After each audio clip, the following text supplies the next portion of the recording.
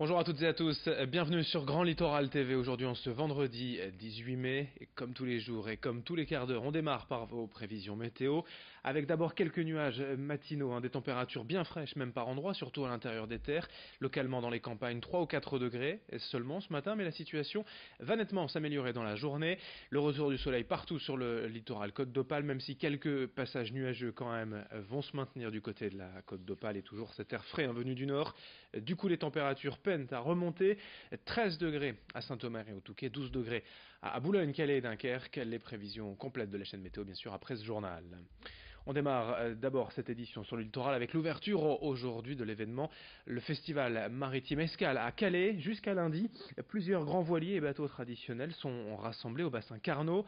Une flotte variée de navires exceptionnels comme cette réplique d'un galion espagnol de 50 mètres de long, une frégate russe du XVIIIe siècle ou encore une goélette du XIXe, mais aussi des anciens bateaux de travail spécialisés notamment dans la pêche au hareng comme le Morgenster, et puis des voiliers plus classiques, les flobards bien sûr que l'on connaît parfaitement du côté de Buisson ou encore des canots voilà aviron. Les quais également seront animés avec un village thématique, des démonstrations de savoir-faire, de chants marins, des expositions.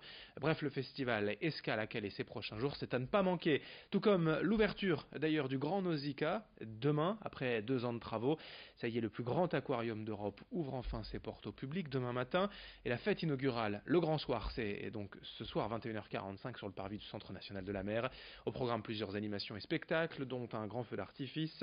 Rendez-vous ce soir à la tombée de la nuit pour le grand soir, une belle fête en l'honneur du nouveau Nausicaa à Boulogne, ce soir 21h45. On enchaîne dans ce journal avec l'annonce de plusieurs projets économiques ce mercredi à la Halle au Sucre de Dunkerque, dont l'un suscite déjà la polémique et les critiques, surtout d'associations de défense de l'environnement. La société SNF, spécialiste mondiale de la chimie, va investir sur le territoire 60 millions d'euros dans la réalisation d'une usine de fabrication de polymères, des produits utiles au traitement de l'eau selon l'entreprise, mais que l'ADELPHA, l'Assemblée de défense de l'environnement du littoral flandre-artois, estime elle dangereux. SNF compte créer 2 ateliers et embaucher à terme 160 à 180 employés sur tout type de poste et de qualification. La société doit encore valider ses autorisations mais espère construire l'usine d'ici à 2 ans. La Delpha de son côté estime que les produits utilisés peuvent être toxiques et cancérigènes. Explication au micro de Morgan Reylan. Toutes nos installations sont dans des bâtiments, donc ça ressemblera à des gros hangars.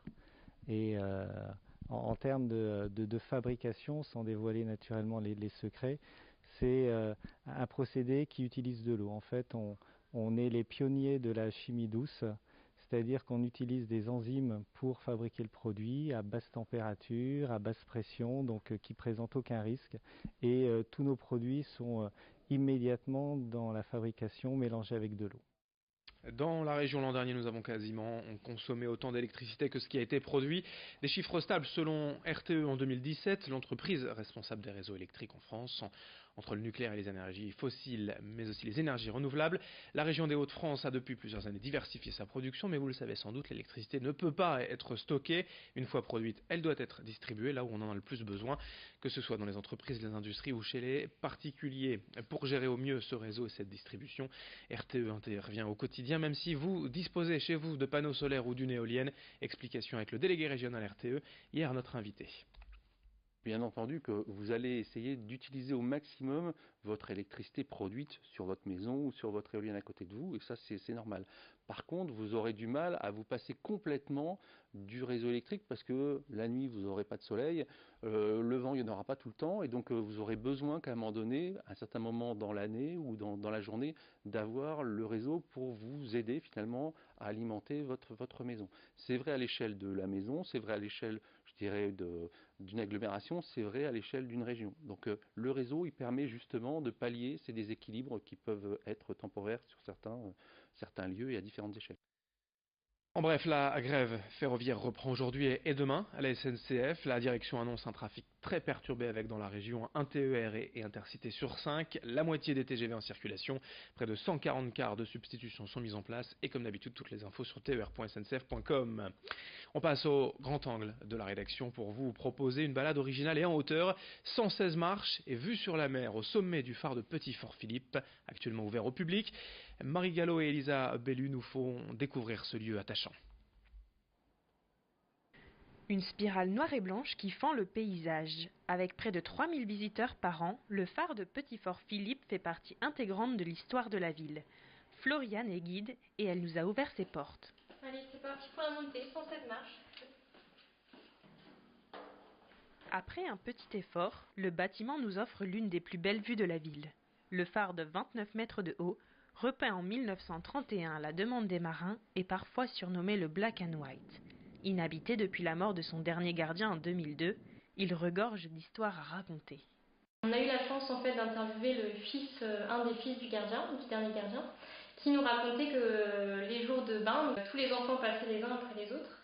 Et comme il faisait pas très chaud, le gardien, Maurice Bien-Aimé, préparait un chocolat chaud avec une petite brioche. Et chacun passait, une fois qu'il était sorti de la baignoire, aller voir papa et du coup manger une brioche trempée dans son chocolat chaud. De 1843 à 1985, il fut un point de repère pour les marins. Racheté par la mairie en 2004 et classé monument historique en 2010, il fait encore aujourd'hui la fierté des habitants. Quand on arrive dans la voiture, les enfants cherchent le phare et dès qu'ils voient, c'est les cris de joie, on est arrivé, c'est les vacances. C'est un symbole de petit fort. Visitable d'avril à octobre, il reste l'un des 36 phares ouverts au public en France. Pour finir ce journal sur Grand Littoral TV, nous vous proposons de prendre des nouvelles de deux jeunes danseurs calaisiens que nous avions présentés ici même il y a quelques mois. Martin Lejeune et Tom Bello, originaires de Blériot et de Guînes, viennent d'arriver à Tokyo au Japon pour participer au championnat intercontinental de danse et hip-hop. Ils ont intégré aujourd'hui l'équipe de France et à Tokyo, ils espèrent remporter le titre, surtout se qualifier pour les Jeux Olympiques de la jeunesse prévus à Buenos Aires en Argentine en octobre prochain. Dès ce dimanche, ils disputeront donc la compétition face à de nombreux autres pays. Lors de battle en 1 contre 1, nous avons pu recevoir depuis le Japon leurs impressions avec Omar Moustapha.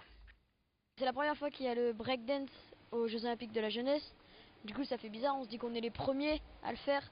Représenter Calais à Tokyo, ça fait plaisir parce que je sais que chez moi, ça me soutient. Il y a les parents et tout ça, du coup, ça a du soutien. Vu que c'est une petite ville, il n'y a pas beaucoup de sportifs à la base et il y en a un qui part à Tokyo. Les Français sont dans le top 3 au JOJ cette année. Ils prennent qu'un Français, on est 3 et je pense qu'on est 3 bons. Du coup un peu de pression sur ça, mais sinon je la sens bien.